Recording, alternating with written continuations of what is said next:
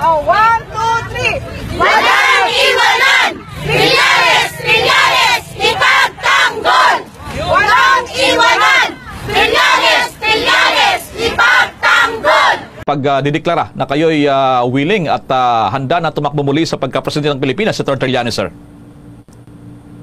Dahil po dito sa Isang Bayan Coalition na ito ay binuon, kailangan kong palitan yung aking status para sa ganun ay maisama ako dun sa selection process.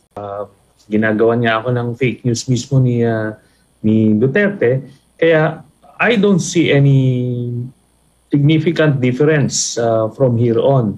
Pero nga, sinasabi ko nga, dahil nagsisimula na, no? O magsisimula na ito in a few weeks yung selection process ng Isang Bayan Coalition, kaya obligado na magpalit ng estado para maisama doon.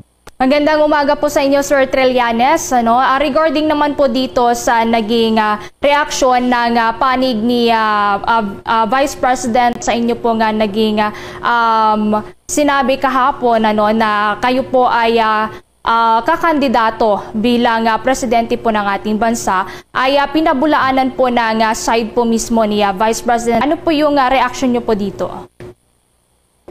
Wala naman pong conflict yan dun sa aking sinabi, kagaya nga nung nandun sa aking mensahe, na ito ay kung sakaling hindi siya tumuloy. And yun nga, dun sa statement ng office ni Vice President. Karagdagang katanungan na lamang po, sir, ano po yung nag-udyok po sa inyo para naman po manindigan na tumakbo po bilang Pangulo ng bansa? Alam niyo po, siguro ramdam ng mga kababayan natin sa buong bansa kung ano ang hirap ng sitwasyon natin ngayon. At ito ay dulot ng kapabayaan nitong Duterte administration. Lumala po yung kahirapan, yung corruption, iba't ibang institusyon ng ating bansa ay talagang na-compromise na. Kaya ito ay yung gusto nating ituwid. Ay nakita naman po nila ang ating track record sa pakikipaglaban sa mga katiwalian. Yun lang po. Kailangan natin bigyan ng ibang options ang ating mga kababayan.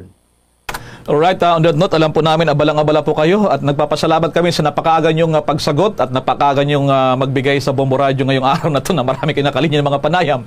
Good luck na lang sa inyong mga endeavors. Dating Senador Antonio Trillanes IV. Good morning po sa inyo, Senator. Good morning po sa inyo at salamat, Bombo Elmar and Bombo Everly.